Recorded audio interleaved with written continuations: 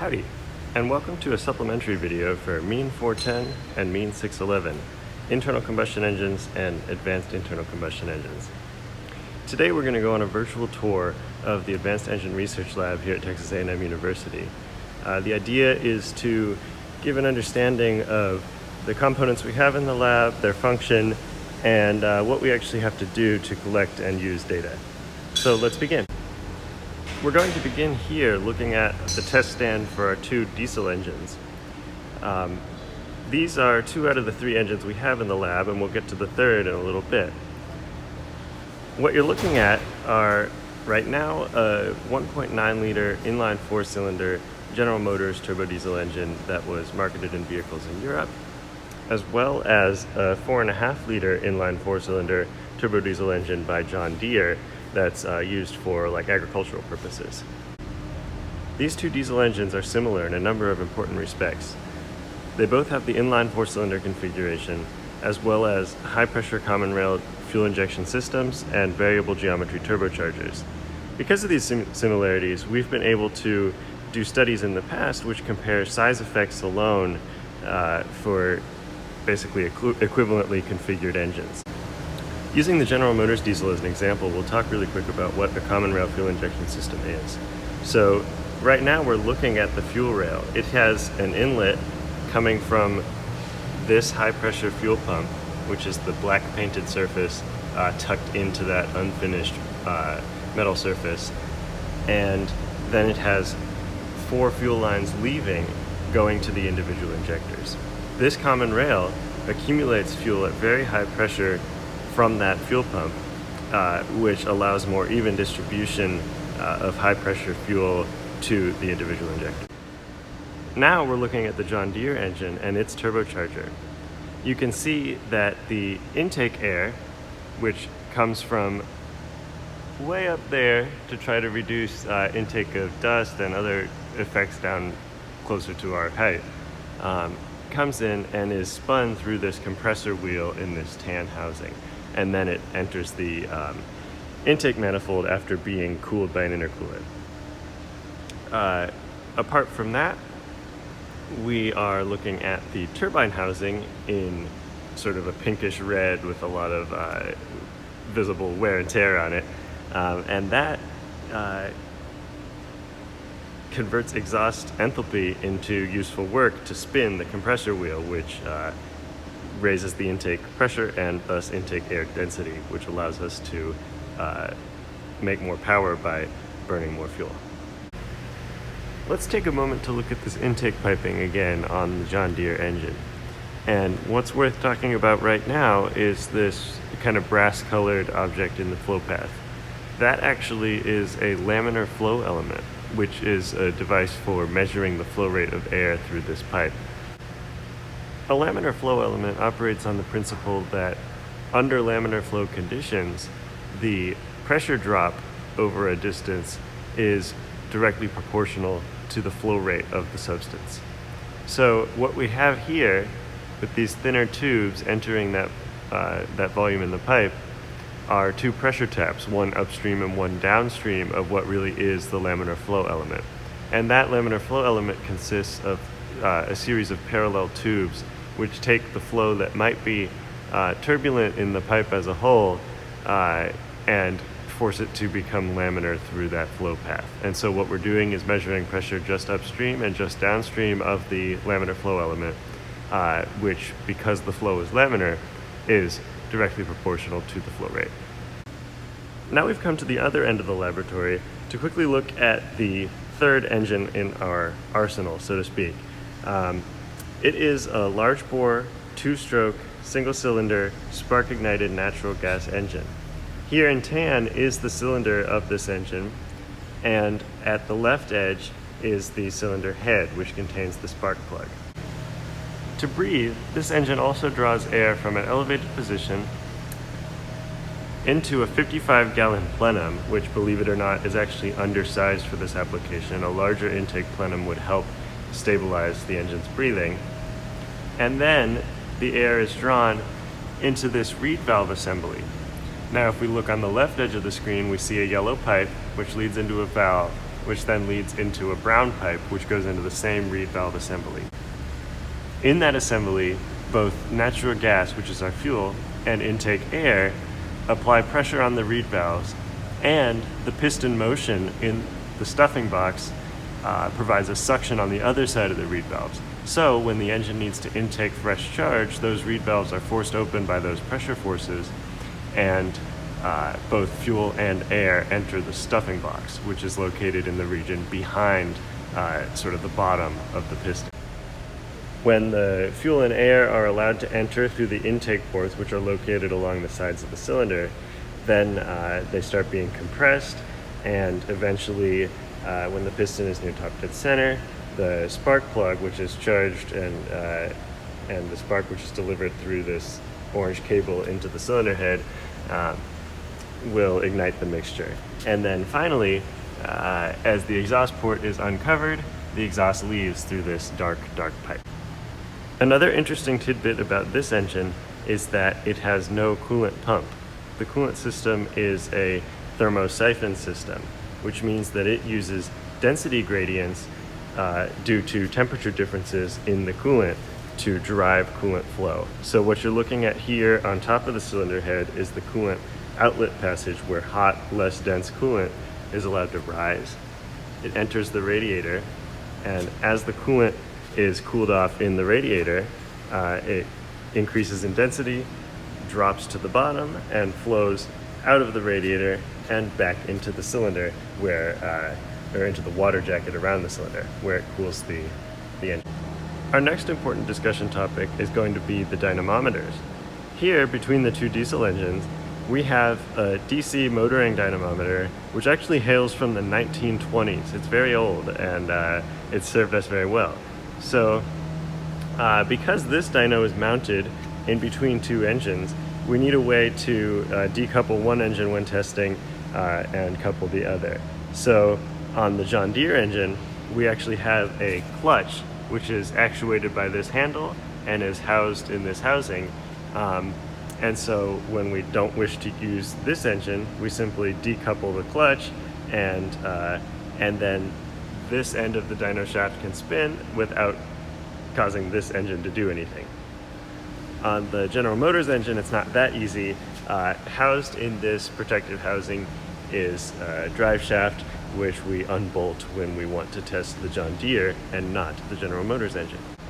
Dynamometers are vital to really any engine testing because they enable us to load the engine as we fire and measure the torque produced.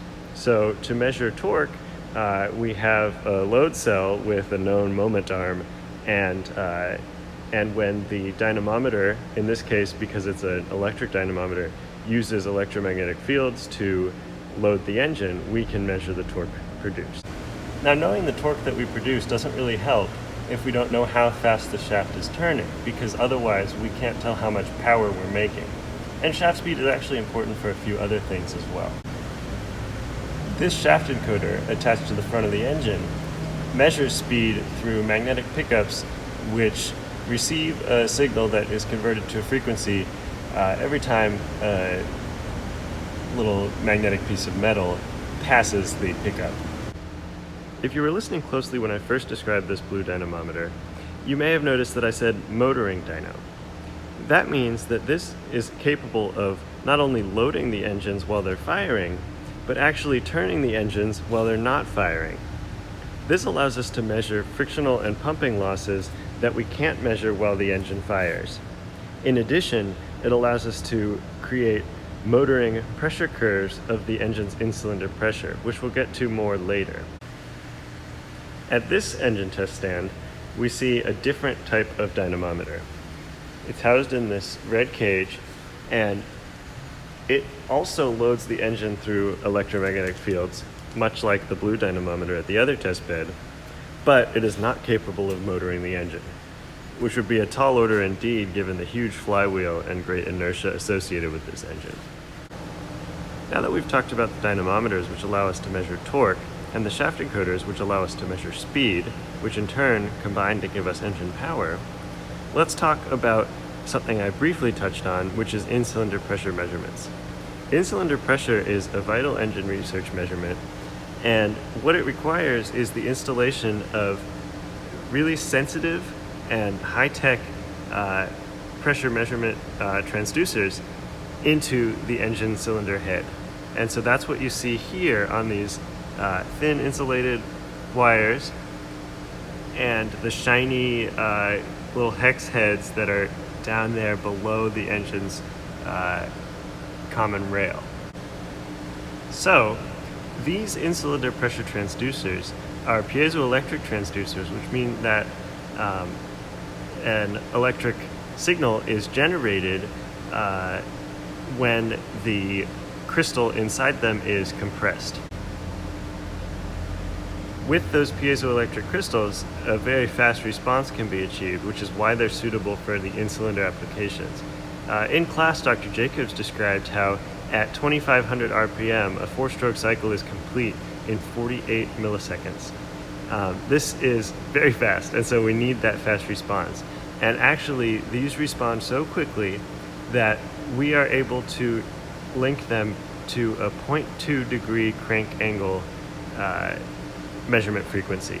So every 0.2 degrees that the crankshaft rotates, we are able to pick up a pressure measurement. And that means that during the compression, combustion, and expansion portions of the cycle, we have a very good idea of what is happening in the cylinder. Let's take a closer look at what the piezoelectric pressure transducer actually looks like and how it works. So I've already loosened this one from its sleeve where it sits in the cylinder, and I'll pull it out now and then we can take a look. So in between my fingers is the upper end that sits in a protective sleeve, and above that right now is the lower end that actually faces into the cylinder. And it's sort of hard to focus in on this, but what we can see is that it has been blackened by the combustion event in the cylinder. And what we're actually looking at that blackened tip is a membrane that protects the piezoelectric crystal but transmits the pressure force into it. And by transmitting the pressure, that crystal is compressed, and when the crystal gets compressed, it emits a voltage that can be converted into pressure. Before we talk about some of the other instrumentation on the engines themselves, let's talk about emissions measurement. Engine emissions are really one of the most important areas of internal combustion engine research. People have had well-functioning, high-power IC engines for actually a long time now, but emissions regulations keep getting more stringent, and it becomes more and more important to be able to produce power without a lot of harmful emissions. So what I just showed you was the components of our MEXA 7000 emissions measurement bench. And here is the control computer for that. And you can see that with this bench, we're able to measure carbon monoxide, carbon dioxide, oxygen, hydrocarbons, and NOx. Don't worry about how those numbers include some negative numbers and things like that. The bench is turned on, but it's not set up in any measurement mode right now. This is just so I can demonstrate. Here's our other piece of emissions measurement equipment, which is an AVL smoke meter. The smoke meter is an optical technique that accumulates smoke or exhaust on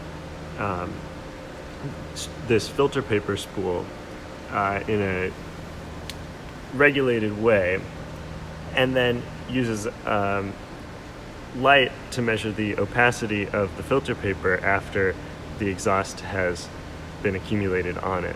And so this is a measure of the relative amount of particulate matter that the engine is producing. Let's take a minute to talk about some of the other instrumentation we have on our engines. Again, I'm coming back to the General Motors engine because it's small and easy to look at, and because I do a lot of my work with it.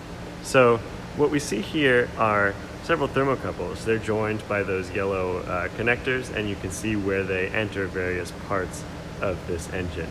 And that's just a smattering of the thermocouples we actually employ. And so we measure temperatures at many points in the intake and exhaust flow paths after various components of the engine. In addition, we have some resistance temperature detectors, and thermistors for other temperature measurement applications. And we also have flow meters for particularly the intake air. In that case, actually, we use the original equipment mass airflow sensor from when this engine would have been installed in a car. That is actually a very reliable piece of equipment for us. It has to be accurate because that airflow sensor is what the ECU in a vehicle would use to determine how much fuel to apply to get a good equivalence ratio in the combustion chamber. In addition to the thermocouples, thermistors, RTDs, airflow meter, and in-cylinder pressure transducers, we have other pressure sensors that don't operate with the crank angle resolution, that operate at a much lower speed, which measure the intake manifold pressure, exhaust manifold pressure, and so on. Another important feature of these diesel engines, which sort of relates to instrumentation, and we'll get there in a minute, is exhaust gas recirculation. So what I'm showing now, this sort of patina tube that passes through that little insulation sleeve, is the path that the exhaust gas can travel out of the exhaust manifold through a cooler and into this housing for a valve. The valve is controlled by our computer, which we'll get to later, and when the valve is opened, exhaust gases can flow back into the intake pipe and then enter the engine. And we'll talk about exhaust in the exhaust gas recirculation in class, and what that really is for most applications is a tool for reducing in-cylinder temperatures to reduce the formation of NOx, which is a harmful emission. However, in an engine research setting, it's really vital that we know how much EGR we are flowing. So we can open this valve from the intake, which leads to our exhaust species measurement bench, and that actually will tell us how much EGR we have in the intake loop, because in ordinary non-EGR operation, there will be only air in the intake pipes. And so by measuring the species in the intake flow, we can determine how much exhaust gas has made its way into the intake. To sort of wrap up our talk about instrumentation, we'll talk about how we measure the fuel flow rate into the diesel engines. So what you see here are really three pieces of equipment that are a little bit of mysterious black boxes. What's good to focus on is this cylindrical piece, and specifically these various rectangular elements at the bottom of it. Those actually house really small pistons connected to a crankshaft, and what this is a positive displacement flow meter. Fuel passes in one end, forces the pistons to reciprocate, and the spinning of the crankshaft allows the system to quantify what volume of fuel is flowing. And since we know the density of the fuel at room temperature, we can quantify the mass flow rate of fuel. Now, I'm going to continue to focus on the diesel engine side of our testing setup, but everything here is fairly similar to what we have for the natural gas engine. The natural gas engine, being a simpler engine, has a little bit less instrumentation. You know, for example, there's only one cylinder to worry about, there's no turbocharger, that sort of thing, no EGR. But most of the setup is similar. Now here we're going to get into our data acquisition and control. And so I've opened the software we use for that, and all these green lights are telling me that it's okay to launch this. And so when we open up this software, we'll see a front panel very similar to LabVIEW, although this isn't quite LabVIEW, which allows us to observe and control many aspects, basically anything you could think of pertaining to these engines. This chassis here is a big part of the reason we're able to do what you just saw on the computer screen. So all these input-output cables go to pieces of data acquisition and control hardware. Many of the channels that are needed for data acquisition but not for control pass through these BNC connections shown there, as well as thermocouples here with the yellow. Control-related signals pass through these specialized Driven modules. Driven is a company that produces engine research hardware and software and was owned by National Instruments. So these modules, as you can see, are similar to what you would expect from National Instruments modules if you're familiar with those. Those controllers all talk through this box to the engine. This is basically a pseudo ECU. Instead of using the ECU out of the crate that came with this engine, instead this is what allows the Driven system to communicate with the engine. Now that we've looked at the hardware that allows us to use this software, let's take a look at some of the things this software allows us to control. So I'm here on the left side of the screen, which features all of our controls. And so, for example, from this position, we could control boost pressure, which is basically controlling how the vanes of the variable geometry turbocharger are arrayed to produce more or less boost pressure in the intake. We can control the EGR flow rate, which controls that valve that we observed earlier to change how much exhaust gas is able to flow into the intake. Here, we're able to control the start and duration, shown here, of injection events, and we can actually do multiple injection events in a single cycle. Another fuel-related control is the rail pressure. The common rail system's fuel pressure can be varied through a wide range of relatively high to quite high pressures, and then I guess that's basically all the major controls that we would probably want to talk about a lot in this class, and we'll move on to the data acquisition side. The right side of this front panel shows us in real time almost all of the measurements that we're making on the engine. Because the engine isn't spinning right now, there's actually not a lot to see on this screen, just like how in the control windows nothing was really happening in those black plots. But what we would be able to see in real time on this screen would be in-cylinder pressure as a function of crank angle. So we could see every few cycles worth of in-cylinder pressure measurements, and it would refresh and show us another. And then we can also see the emissions data, which is communicated from the bench. We can see temperature and pressure measurements at various points in the engine's flow paths, and we can even see calculations that this makes for things like mean effective pressures, or very interestingly, heat release rate. And so again, there's really nothing to see when I'm talking about this because nothing is happening right now, but this software can actually calculate the rate of heat release in the cylinders for us. Since we're not running the engine and the data acquisition system doesn't have a lot to show us right now, I figured I'd spare you the trouble of looking through my screen at another computer screen and allow you to look at a nice attractive engine for the next couple minutes while we talk about what we can do with the data we record.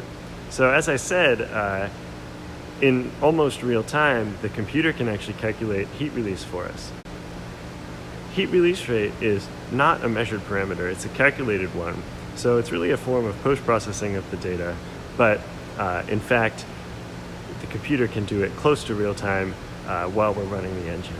And what it entails is using thermodynamic principles as well as several key assumptions, such as the contents of the cylinder are an ideal gas, and assumptions about what the heat transfer out of the cylinders is. But within that framework, we can calculate from the in-cylinder pressure alone the rate of heat release from the combustion reaction in the cylinder. Other calculations we need to make with our data include various efficiency metrics such as combustion efficiency, brake thermal efficiency, brake fuel conversion efficiency, and various indicator efficiencies. We'll talk about these in class, I'm sure, but they are actually relatively easy calculations to make once we've recorded useful engine data. I think we've covered the basic elements of what's required to conduct engine research, what the equipment really does, and what the computer and data acquisition system allow us to do, as well as some of the things that we can use the data for once we've collected it. With that being said, thank you very much for your attention to this supplementary video for MEEN 410 and MEEN 611. And I hope that it's helpful when you think about engine research, when you are doing your lab reports, and perhaps even while you're doing some of your homework.